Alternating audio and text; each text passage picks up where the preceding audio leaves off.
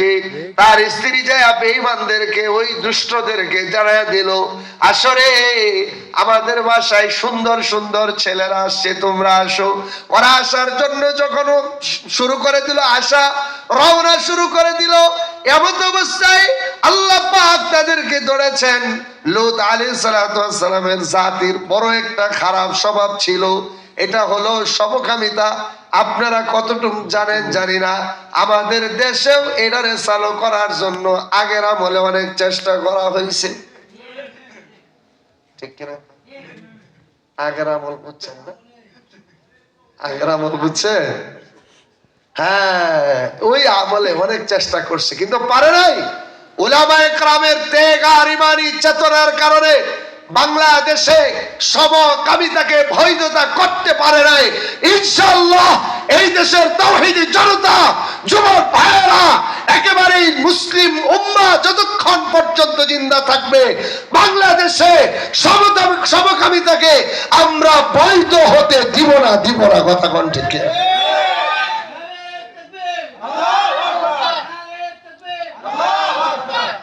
এটা তারা চেষ্টা করছিল। আসলে ভাই, এটার মতো নিকৃষ্ট কাজ পৃথিবীতে আর কি বলবো, এখানে অনেক পোলাপান আছে, অনেক কথা বাইরে মহিলারা শুনতেছে।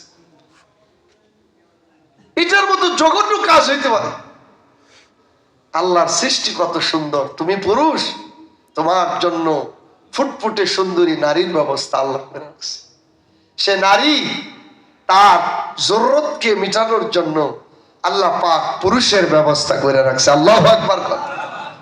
আল্লাহ কত মহান, আরশের মালিকের দূরদর্শিতা কত সুন্দর, রব্বে কারীমের হিকমত কত সুন্দর। একটা কি বলে, গরুর জন্য তার এপিনিপিট, অর্থাৎ একটা স্ত্রীলিঙ্গের জন্য আল্লাহ পাক পুলিঙ্গের ব্যবস্থা করে রাখছে।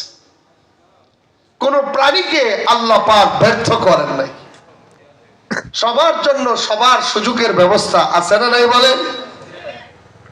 তাহলে আপনি পবিত্র জায়গা ছাড়া, সুন্দর জায়গা বাদ দিয়া অপবিত্র অসুন্দর জায়গায় কেন আপনি হারাম করতে চান?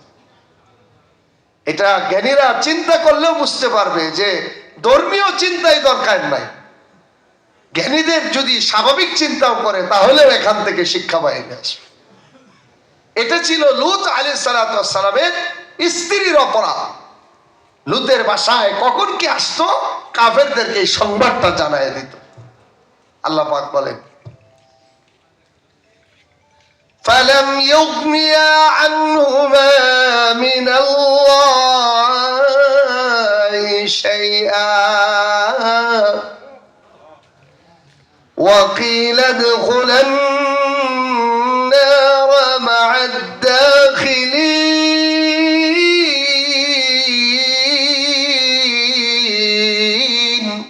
আল্লাহু আকবার। আল্লাহু পাক বলেন কোনো লাভ হবে না।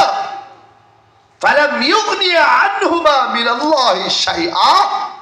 উলামায়ে কেরাম আছে, জিজ্ঞাসা করে কখনো লাভ হবে না। ফালাম ইউগনিয়া, কোনো কাজে আসবে না। আনহুমা, ওই যে তারা দুইজনের দুইজন থেকে কেউ কাহারো কাজে আসবে না, কোনো বিষয়ে কাজে আসবে না। আল্লাহ বলেন কিলা, মানে তাদেরকে বলা হবে দুনিয়াতেও তাদের কোনো কাজে আসবে না, আখিরাতেও আল্লাহ পাকের আযাব থেকে তারা বাঁচতে পারবে না। এই দুইজন মহিলা জাহান্নামী হবে। এই জন্য ভাই, আমরা যারা পুরুষ নামাজি আছি, আমাদের বাড়ির মহিলাদের অবস্থাটা কি একটু খবর নেন। আমি একেবারেই গ্যারান্টির সাথে বলতে পারি, অনেক মুসল্লি এমন আছে একেবারে আল্লাহর রস্তে তার স্ত্রী নামাজ পড়ে না, আছে না নাই? অনেক